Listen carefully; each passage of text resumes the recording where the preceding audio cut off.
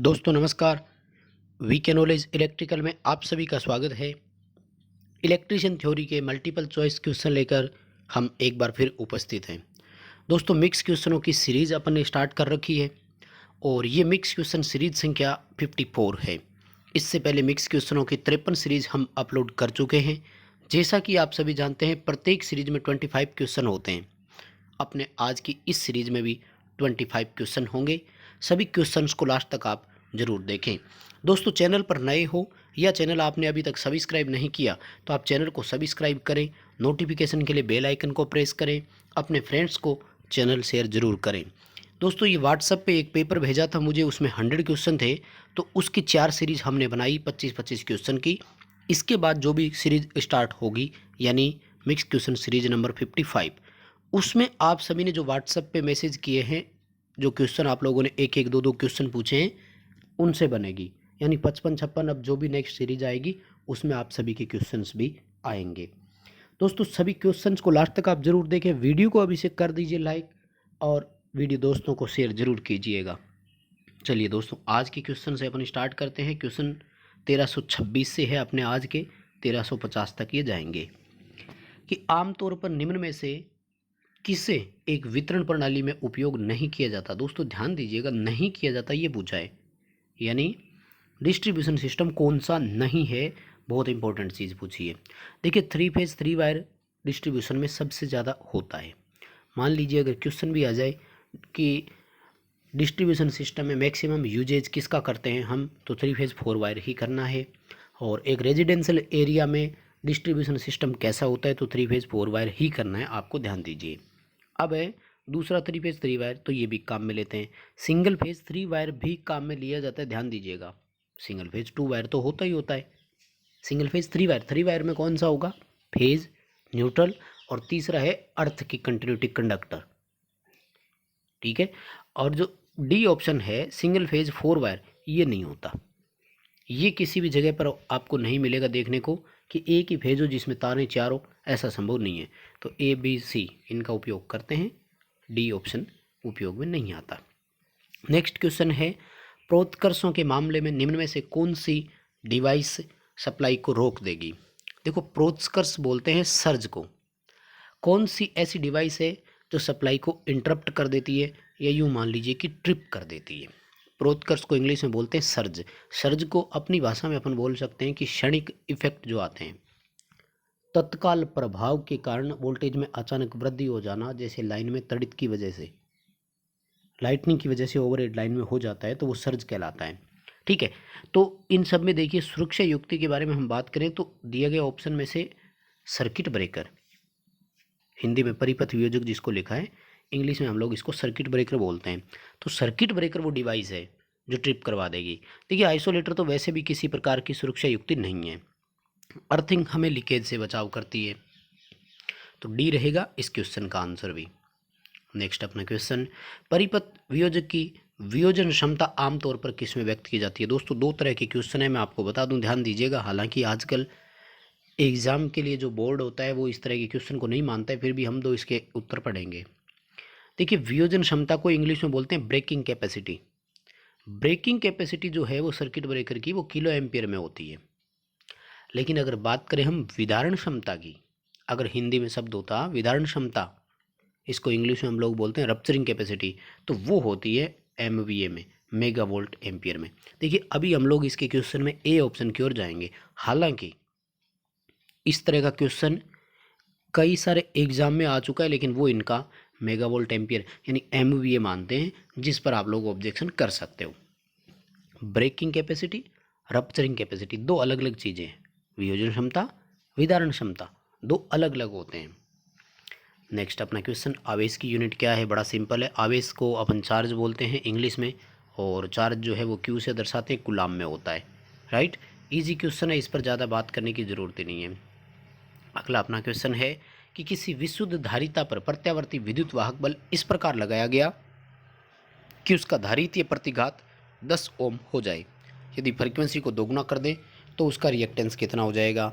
विशुद्ध यानी pure capacitive circuit है और कैपेसिटिव रिएक्टेंस 10 ओम है। देखो कैपेसिटिव रिएक्टेंस फ्रीक्वेंसी के व्युत्क्रमानुपाती होता है।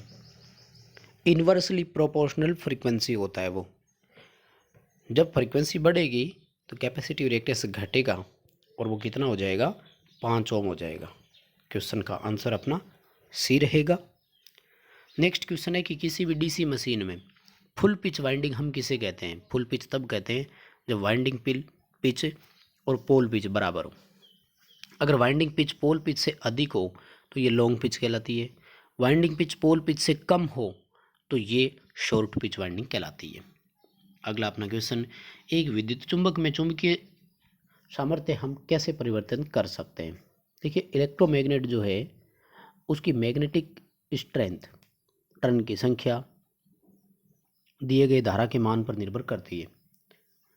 और निर्माण के दौरान अगर बात करें तो कोर के लिए प्रयुक्त पदार्थ पर भी निर्भर करेगी। पदार्थ कोर के लिए कटा क्षेत्रफल कितना है इस बात पर भी निर्भर करेगी। टर्न के बीच गैप कितना है इस पर भी निर्भर करेगी। निर्माण के बाद अगर बात करें तो हम धारा में परिवर्तन से ही कर सकते हैं, वैसे दोनों संभव है। तो क्वेश्चन में अपन आंसर सी और ऑप्शन की जाएंगे कि या तो करंट में परिवर्तन या वाइंडिंग के टर्न में परिवर्तन करेंगे तो उसकी मैग्नेटिक स्ट्रेंथ जो है वो चेंज हो सकती है। अगला क्वेश्चन पूछ रहा है 4 पोल 50 हर्ट्ज 3 फेज इंडक्शन मोटर है 5 HP की, उसकी सिंक्रोनस गति कितनी होगी? तुल्यकालिक स्पीड सिंक्रोनस गति को कहते हैं। बड़ा सिंपल फॉर्मूला है, बहुत सारे लड़कों को तो याद ही है कि 4 पोल की मोटर 1500 RPM पर चलती है।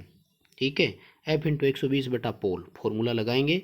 याद रखना 4 पोल वाले में जब 50 हर्ट्ज फ्रीक्वेंसी हो तो 1500 RPM पर ही चलती है। 2 पोल वाली 3000 पे चलती है। 8 पोल वाली 750 RPM पर चलती है। अगला अपना क्वेश्चन, 3 फेज इंडक्शन मोटर की गति कितनी होती है? ध्यान रखिएगा, 3 फेज इंडक्शन मोटर सदैव सिंक्रोनस गति से कम गति पर चलता है। इसका कारण क्या है? स्लिप, और होना भी चाहिए। यदि रोटर स्टेटर एक समान गति पर आ जाए तो इंडक्शन मोटर रुक जाती है और इस प्रक्रिया को हम लोग मैग्नेटिक कॉगिंग यानी चुंबकीय कॉगिंग या चुंबकीय लॉकिंग भी बोलते हैं। अगला अपना क्वेश्चन, 3 फेज इंडक्शन मोटर का स्टार्टर निम्न में से कौन सा नहीं है? 3 पॉइंट स्टार्टर नहीं है। ये किसका है? डीसी का। 2 पॉइंट, 3 पॉइंट और 4 पॉइंट डीसी में होते हैं। डायरेक्ट ऑनलाइन, स्टार डेल्टा और स्लिप रिंग इंडक्शन, ये तीनों इंडक्शन मोटरों के स्टार्टर है। इनके अलावा एक और है, वो है auto transformer starter, step down transformer starter. अगला अपना क्वेश्चन, अर्थ वायर की पहचान करने के लिए इंटरनेशनल वर्ण कोड कलर कोडिंग क्या है? अर्थिंग के लिए है तो अर्थ के लिए हरा रंग होता है, हमेशा ध्यान रखिएगा। न्यूट्रल के लिए ब्लैक यानी काला रंग होता है, और RYB ये तीनों फेज के लिए होते हैं। अगला क्वेश्चन है कि अंतर्राष्ट्रीय विद्युत नियम 1956 में कौन सा नियम ओवरहेड लाइनों में सबसे निचले चालक की भूमि से ऊंचाई यानी क्लियरेंस के बारे में विवरण दिया गया है? दोस्तों, इंडियन इलेक्ट्रिसिटी रूल 1956 में बहुत सारे नियम अलग अलग है। तो सबसे पहले तो मैं आपको यही बता दूं कि ये जो ओवरहेड लाइन में सबसे निचला चालक जो है वो ज़मीन से कम कितनी हाइट पर होना चाहिए, ऐसा जिसमें बात की गई है वो तो है नियम नंबर 77। इसमें भी अलग अलग होती है कि लो और मीडियम वोल्टेज की लाइन है और वो सड़क को पार करती हुई जा रही है तब कितनी दूरी हो, हाई वोल्टेज है तब कितनी हो, अलग अलग होते हैं। इसी तरह से अगर मैं बात करूं, इसमें जो अपन को और दिया गया है, जैसे नियम नंबर 85 दिया है, तो 85 जो है ये डिसाइड करता है कि इलेक्ट्रिकल डिस्ट्रीब्यूशन लाइन में 2 पोल के बीच की अधिकतम दूरी कितनी रखी जाए। एज पर रूल है कि नहीं है, इसमें कहीं चेंजेज नहीं आ गए हो। तो अलग अलग तरह के नियम इसमें होते हैं। अगला क्वेश्चन है कि ओवरहेड डिस्ट्रीब्यूशन लाइन में केबल का बेनिफिट क्या है? देखिए, केबल का वैसे तो बेनिफिट कम है क्योंकि केबल कॉस्टली पड़ती है, ध्यान रखिएगा। लेकिन सबसे अच्छा जो है ना वो है डी ऑप्शन, कि इसे हम कंजेस्टेड एरिया में आसानी से उपयोग कर सकते हैं। भाई, अगर हम वहाँ पर ओपन तार लगाते हैं, कंजेस्टेड एरिया यानी भीड़ भाड़ वाला एरिया जो होता है, तो वहाँ पर खुली तारों का उपयोग करना रिस्क ज़्यादा होता है, तो वहाँ पर केबल बहुत बेटर ऑप्शन होता है। जबकि निम्न लागत नहीं है, कॉस्टली पड़ती है, मेंटेनेंस इसका सरल नहीं है क्योंकि दोस्त पहचानना ही कठिन काम है, ढूंढना। तो डी ऑप्शन रहेगा कि कंजेस्टेड एरिया में हम इसको इजीली लगा सकते हैं और सबसे बड़ा लाभ है। नेक्स्ट अपना क्वेश्चन है कि विनिर्माता यानी मैन्युफैक्चरर द्वारा किसी केबल का इंसुलेशन रेजिस्टेंस 250 मेगा ओम प्रति किलोमीटर निर्दिष्ट किया गया है। 200 मीटर लंबाई पर प्रतिरोध कितना होगा? भाई रेजिस्टेंस आपको लंबाई के अकॉर्डिंग ही रखना है, सिंपल चीज़ है, ठीक है। देखिए प्रति किलोमीटर यानी 1000 मीटर, 1000 मीटर पर कितना है? 250 मेगा ओम। तो 1 मीटर पर कितना हो जाएगा? 250 बटे 1000। तो अपन कितने का कैलकुलेट करना चाह रहे हैं? 200 का। बस तो कैलकुलेशन इसी की कर देंगे, 50 मेगा ओम आएगा। लेंथ के अकॉर्डिंग बड़ा सिंपल फॉर्मूला अपनाना है आपको, 50 मेगा ओम रहेगा 200 मीटर लंबाई पर। नेक्स्ट अपना क्वेश्चन है, पीजोमीटर का उपयोग किस लिए करते हैं? देखो पीजो इलेक्ट्रिक ईएमएफ एक होता है, हम सब जानते हैं शायद, और ये प्रेशर के अकॉर्डिंग जनरेट होता है। तो अति निम्न दाब यानी वेरी लो प्रेशर मेजरमेंट के लिए हम पीजोमीटर का उपयोग करते हैं। बी ऑप्शन की ओर जाएंगे। अगला क्वेश्चन अपना है कि लोड सेल क्या होता है? दोस्तों लोड सेल एक इस प्रकार का मेजरमेंट है जो प्रेशर का मापन करता है और एक विशेष प्रकार का ट्रांसड्यूसर है जो प्रेशर को लेता है, दबाव का मापन करता है और आउटपुट में वो हमें इलेक्ट्रिकल सिग्नल्स प्रदान करता है। और ये कई तरह का हो सकता है और स्ट्रेन गेज की श्रेणी में आता है ये। इसके लिए हम लोग, ये हाइड्रोलिक भी हो सकता है, न्यूमेटिकल भी हो सकता है, तो स्ट्रेन गेज अपन इसका ऑप्शन करेंगे। यानी लोड सेल एक प्रकार का स्ट्रेन गेज होता है। अगला अपना क्वेश्चन है, ट्रांसफार्मर की कोर निर्माण के लिए सबसे उपयुक्त सामग्री कौन सी है? देखो वैसे तो सिलिकॉन स्टील की कोर होती है, लेमिनेटेड भी होती है, लेकिन इस तरह का जब ऑप्शन आए ना तो ध्यान रखना एक अलग और होता है। मैं पहले भी इस बारे में बहुत बार बता चुका हूँ। CRGO बोलते हैं इसको शॉर्ट में। पूरा नाम होता है कोल्ड रोल्ड ग्रेन ओरिएंटेड, यानी ठंडी अवस्था में हम उसको फोर्जिंग करके तैयार करते हैं। सी ऑप्शन की ओर जाएंगे हम, cold rolled grain oriented steel. अगला अपना क्वेश्चन है कि सिंगल फेज मोटर को स्टार्ट करने की सबसे सस्ती और उपयुक्त विधि कौन सी है? यानी इकोनॉमिकल भी हो, सूटेबल भी हो। मेथड सिंगल फेज मोटर को स्टार्ट करने का जो सूटेबल और इकोनॉमिक दोनों हो, कैपेसिटर सबसे बेटर है, सबसे सस्ता पड़ता है कैपेसिटर स्टार्ट विधि। सी ऑप्शन की ओर जाएंगे। 3 फेज इन्वर्टर में प्रचालन कितने पर होता है? तो 120 डिग्री पर होगा, कोई समस्या नहीं है, इजी क्वेश्चन है। 250 वोल्ट और 100 वाट का एक लैंप है, इसका प्रतिरोध ज्ञात करना है। देखिए लैंप के प्रतिरोध के लिए फॉर्मूला होगा V²/P। वोल्टेज है 250, यानी 250 इंटू 250 भाग दे देंगे 100 वाट लैंप का, 625 ओम आएगा।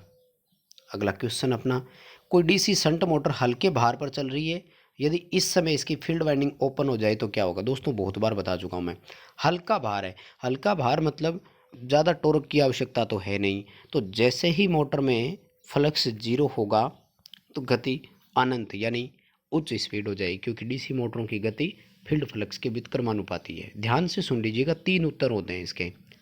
अगर मोटर को हमने स्टार्ट कमांड दिया और उस समय ही फील्ड ओपन था, तब तो मोटर स्टार्ट ही नहीं होगी क्योंकि फ्लक्स नहीं है। यदि मोटर चल रही थी, हल्के भार या नो लोड पर थी, तो गति उच्च हो जाएगी, यानी बी ऑप्शन। और यदि लोड पर थी तो रुक जाएगी, क्योंकि लोड को टॉर्क चाहिए, फ्लक्स नहीं होगा तो टॉर्क भी नहीं होगा, इसलिए उस समय वो रुक जाएगी। हालांकि ऐसी सिचुएशन में अंततः मोटर जलती है, ये भी ध्यान रखें। अगला अपना क्वेश्चन है कि किसी तार का प्रतिरोध निम्न में से किसके उत्क्रमानुपाती है?